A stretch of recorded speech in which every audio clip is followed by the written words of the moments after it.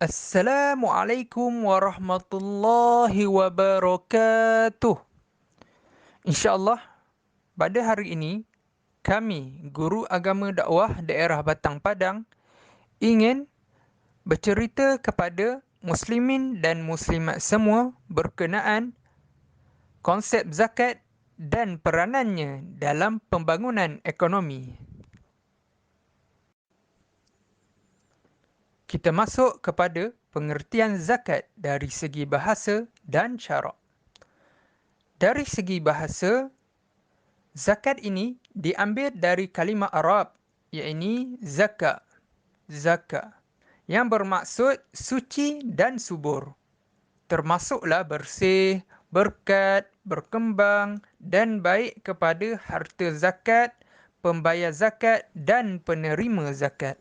Dari segi syarak pula, zakat adalah mengeluarkan harta tertentu dengan kadar tertentu mengikut syarat-syarat tertentu untuk diagihkan kepada golongan tertentu.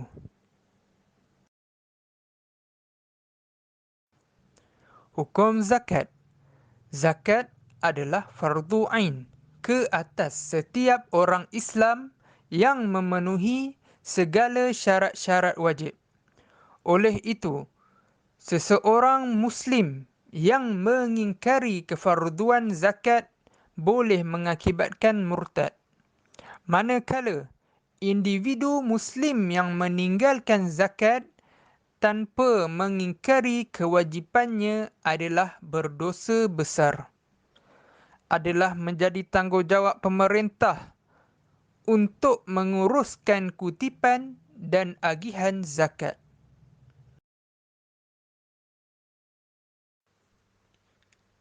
Hikmah disyariatkan zakat. Zakat adalah salah satu daripada rukun Islam yang 5. Antara hikmah dan tujuan Allah mensyariatkan zakat ialah yang pertama, mengagihkan sebahagian kecil kekayaan daripada golongan yang berada kepada golongan yang kurang berada. Yang kedua, membersihkan diri pembayar zakat. Yang ketiga, membersihkan dan menyuburkan harta pembayar zakat. Yang keempat, mewujudkan sifat bersyukur terhadap nikmat yang dikurniakan oleh Allah di kalangan golongan yang berada. Yang kelima, mengurangkan perasaan iri hati di kalangan yang kurang bernasib baik. Yang keenam, mewujudkan perhubungan antara hamba dengan Allah di samping perhubungan antara manusia dengan manusia. Yang ketujuh, memberi peluang kepada golongan hartawan untuk beribadat dalam bentuk mengeluarkan zakat daripada harta mereka. Yang kelapan, mewujudkan kesatuan di kalangan masyarakat Islam dalam urusan ekonomi dan kewangan. Yang kesembilan, memberi masyarakat satu cara mengurus ekonomi dan kewangan yang diredai Allah.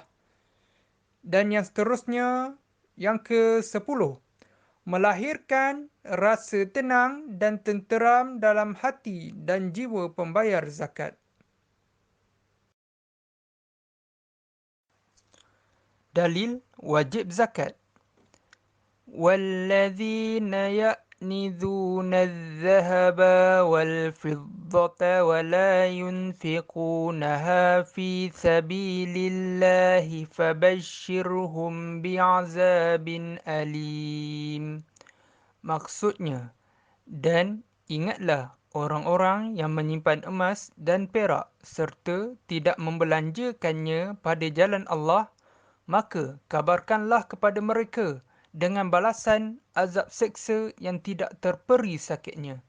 Surah At-Taubah ayat 34.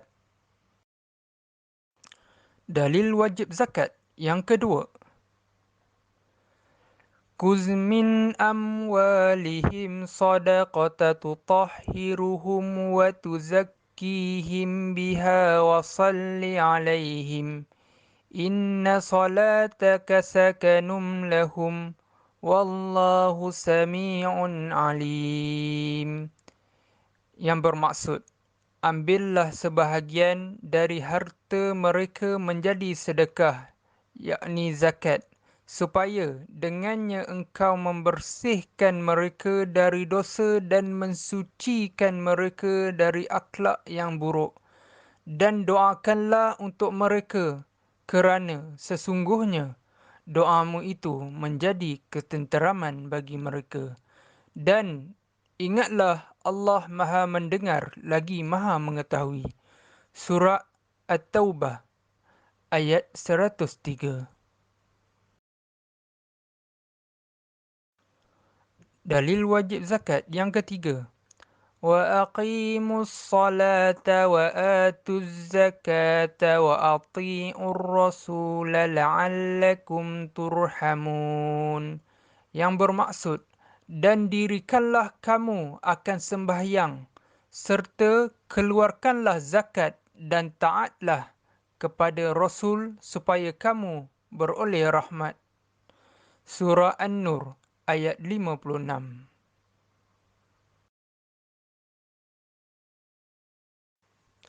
Dalil wajib zakat yang keempat. وَإِذْ أَخَذْنَا مِيثَاقَ بَنِي إِسْرَائِيلَ لَا تَعْبُدُونَ إِلَّا اللَّهَ وَبِالْوَالِدَيْنِ إِحْسَانًا وَذِي الْقُرْبَى وَالْيَتَامَى وَالْمَسَاكِينِ وَقُولُوا لِلنَّاسِ حُسْنًا وَأَقِيمُوا الصَّلَاةَ وَآتُوا الزَّكَاةَ ثُمَّ تَوَلَّيْتُمْ إِلَّا قَلِيلًا مِنْكُمْ وَأَنْتُمْ مُعْرِضُونَ. Maksudnya, dan ingatlah wahai Muhammad, ketika kami mengikat perjanjian setia dengan Bani Israel dengan berfirman, janganlah kamu menyembah melainkan Allah dan berbuat baiklah kepada kedua ibu bapa dan kaum kerabat dan anak-anak yatim serta orang miskin, dan katakanlah kepada sesama manusia perkataan-perkataan yang baik, dan dirikanlah sembahyang serta berilah zakat.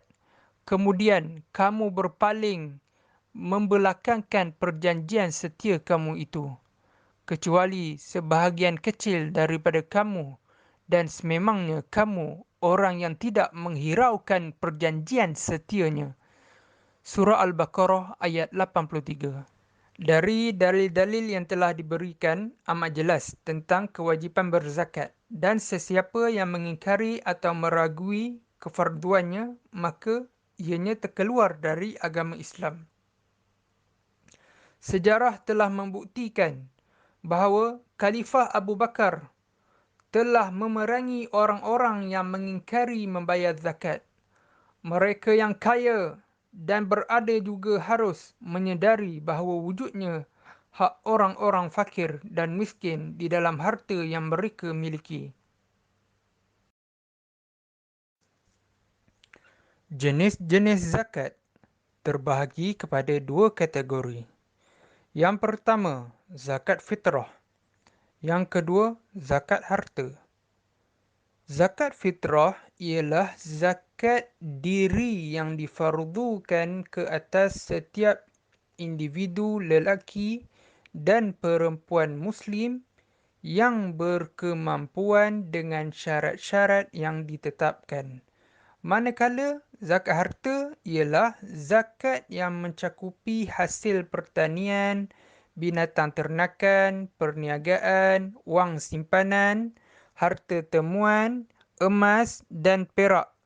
Setiap zakat harta memiliki perhitungannya atau perkiraan harta yang akan dikenakan zakat. Sebagai contohnya, di Perak terdapat 13 butiran zakat harta, atau sinonim kita panggil 13 jenis zakat harta.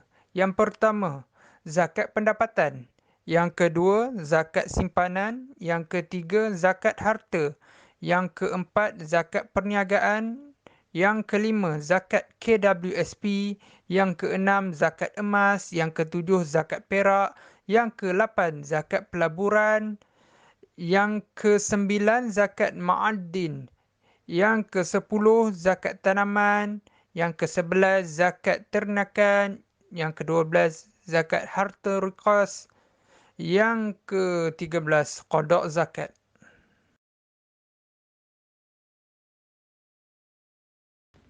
Zakat memainkan peranan yang penting khususnya dalam pembangunan ekonomi dan pendidikan. Zakat merupakan rukun Islam yang keempat. Ia merupakan suatu asas yang wajib ditunaikan tanpa sebarang alasan. Kewajipan zakat merupakan suatu tanggungjawab yang bawa berkat dan memberi kesan yang berterusan, bukan sahaja kepada mereka yang mengeluarkannya, tetapi juga mereka yang menerimanya. Pelaksanaan zakat memberi kesan bukan sahaja kepada individu, juga memberi kesan kepada seluruh lapisan masyarakat. Zakat turut berperanan dalam mempertingkatkan kebajikan masyarakat serta dapat membantu memendekatkan kegiatan ekonomi. Seterusnya, zakat merupakan suatu kewajipan yang diperintahkan oleh Allah ke atas setiap Muslim. Allah menyatakan di dalam Al-Quran bahawa menunaikan zakat adalah sebahagian daripada ciri-ciri penting umat Islam yang membezakan daripada penganut-penganut agama lain. Melalui surah At-Taubah ayat 71 yang bawa maksud adalah dan orang-orang yang beriman, lelaki dan perempuan, sesetengah daripada penolong bagi setengah yang lain, mereka menyuruh berbuat kebaikan ataupun kebajikan dan melarang membuat kejahatan dan mereka mendirikan sembahyang dan memberikan zakat serta taat kepada Allah dan Rasulnya. Mereka itu akan diberi rahmat oleh Allah. Sesungguhnya Allah Maha Berkuasa lagi Maha Bijaksana. Dapatlah difahami bahawa Islam amat mementingkan kewujudan masyarakat yang adil, bersatu padu, tolong-menolong, bantu-membantu dalam mengharmonikan kehidupan masyarakat di dalam sesebuah negara. Negara yang aman, tenteram, masyarakatnya hidup bersatu padu akan mewujudkan suasana ekonomi yang stabil serta seimbang seiring dengan peningkatan produktiviti masyarakat Islam keseluruhannya dengan agihan kekayaan dalam masyarakat. Zakat dilihat mampu mengikis rasa sombong golongan kaya dan mengelak golongan fakir miskin dari meminta-minta. Harta yang diperoleh golongan kaya sebenarnya terdapat sebahagian hak golongan fakir dan menjadi kewajipan golongan kaya menunaikan hak tersebut. Allah telah mewajibkan zakat sebagai salah satu jaminan sosial kepada masyarakat, terutama kepada golongan yang amat memerlukan, meningkatkan pertumbuhan ekonomi yang seimbang melalui agihan semula kekayaan dalam masyarakat dan sebagai satu bentuk penyucian dan pembangunan rohani setiap Muslim. Zakat juga bertindak sebagai satu mekanisme yang penting kepada sesebuah negara Islam bagi menjamin kemaslahatan rakyat seluruhnya. Zakat juga mempunyai keupayaan dan kekuatan bagi membasmi kemiskinan dan menjamin keseimbangan jurang antara golongan kaya dan miskin melalui mekanisme agihan semula kekayaan dalam masyarakat. Zakat juga merupakan suatu pendapatan yang tetap dan menjadi kewajipan untuk sentiasa dilaksanakan oleh sesebuah negara Islam dan ianya tidak akan terhenti. Oleh itu, negara Islam dapat menggunakan sumber zakat bagi membina kekuatan ekonomi, sosial, pendidikan dan akhirnya dapat membina kekuatan umat Islam secara tidak langsung membina kesatuan ummah yang jitu. Masalah membasmi kemiskinan merupakan tujuan utama sistem zakat dalam Islam melalui penyediaan saraan hidup dan modal yang mencukupi bagi golongan yang berhajat. Saraan hidup daripada zakat ini diperuntukkan kepada golongan yang tidak mampu bekerja dengan sebab-sebab cacat anggota atau sebagainya. Modal pula diperuntukkan kepada golongan yang mampu bekerja tetapi tidak mempunyai modal untuk menjalankan pekerjaan. Kedua-dua peruntukan ini diberi dengan kadar yang mencukupi sesuai dengan keadaan ekonomi, masa, tempat dan keperluan fakir miskin itu. Saraan hidup ini hendaklah mencukupi untuk makan, minum, pakaian, tempat tinggal, pelajaran dan kesihatan. Manakala modal pula hendaklah mencukupi kadar modal sesuatu projek yang hendak dijalankan. Pemberian saraan hidup dan modal serta tujuan-tujuan lain adalah dengan kadar mencukupi. Kadar mencukupi untuk saraan hidup yang diambil kira daripada 5 keperluan asas hendaklah diberi selama mana dihajati dan difikirkan perlu oleh golongan tersebut, walaupun untuk sepanjang hidupnya atau dengan cara bulanan dan sebagainya. Selain dari alat membasmi kemiskinan, zakat juga merupakan alat untuk memerangi masalah riba yang dilaknat oleh Allah ke atas pihak-pihak yang terlibat dalam proses pelaksanaan riba. Dengan penyediaan modal, bererti tertutuplah pintu sistem pinjaman yang dikenakan riba. Modal daripada zakat boleh diberikan kepada fakir miskin yang berhajat untuk membuka sesuatu pekerjaan yang termampu olehnya, sama ada sebagai pemberian tunai atau sebagai pinjaman tanpa faedah. Zakat juga merupakan alat yang berkesan untuk menghapuskan pembekuan harta dalam masyarakat Islam. Ini kerana sistem zakat itu sendiri bukanlah satu sistem yang boleh dikompromi dengan pembekuan harta. Oleh itu, zakat dikenakan terhadap jumlah harta sama ada dilaburkan atau disimpan beku yang membolehkan masyarakat Islam menggerakkan seluruh sumber yang ada di dalam negara Islam untuk tujuan produktif. Yang seterusnya, daripada pengertian zakat itu sendiri merupakan musuh utama kepada pembekuan harta. Islam mencadangkan dua saluran pilihan harta yang berlebihan harus diarahkan, iaitu membelanjakannya atau melaburkannya dalam perniagaan atau industri. Dari sini, permintaan terhadap semua jenis barangan pengguna akan bertambah dan pengusaha serta pengeluar berpeluang mengembangkan lagi pengeluaran mereka.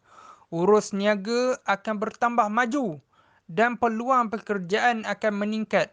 Hasilnya negara akan menjadi mewah. Selain daripada itu, zakat juga memainkan peranan untuk mendekatkan jurang perbezaan yang jauh di antara anggota masyarakat dan mengagihkan semula pendapatan.